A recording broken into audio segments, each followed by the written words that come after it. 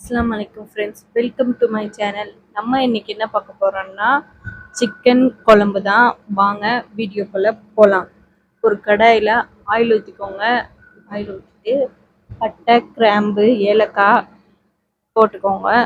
வெங்காயம் தட்டிக்கலாம். வெங்காயம் நல்லா வதங்கணும். அதனால கொஞ்சம் கொஞ்சம் கேப் விட்டு வெங்காயத்தை நல்லா வதக்கிக்கோங்க. கேப் விட்டு வதக்கிடுச்சு. இப்போ இஞ்சி பூண்டு பேஸ்ட் சேர்த்துக்கலாம். இஞ்சி பூண்டு பேஸ்ட் சேர்த்து நல்லா மிக்ஸ் பண்ணிக்கோங்க.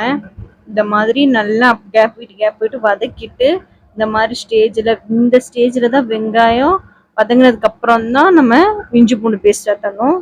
தட்டிட்டு தக்காளி சேர்த்துக்கலாம். தக்காளி சேர்த்து நல்லா வதக்கிக்கோங்க. ஏன்னா தக்காளி நல்லா நசிச்சு வரணும் இல்லையா, தக்காளியும் கொஞ்சம் வதக்கிக்கோங்க.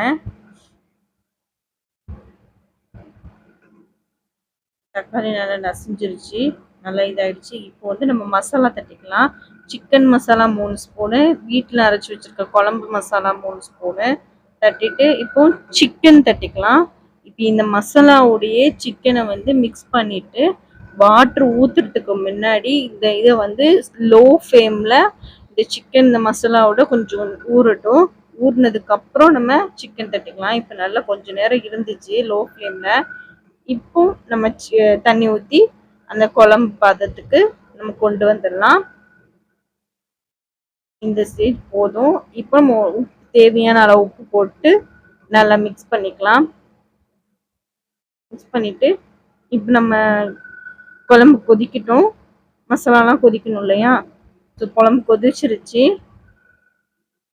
லேசாக கிளறி விட்டுட்டு நம்ம டேஸ்ட் பார்த்துட்டு உப்பு காரம் மசாலாலாம் கொதிச்சிருச்சா, ரெடி ஆயிடுச்சா குழம்புன்னு பார்த்துட்டு ரெடி ஆயிடுச்சு. இந்த வீடியோ பிடிச்சிருந்தா லைக் பண்ணுங்க, ஷேர் பண்ணுங்க, சப்ஸ்கிரைப் பண்ணுங்க, மறக்காம பெல் ஐக்கானை கிளிக்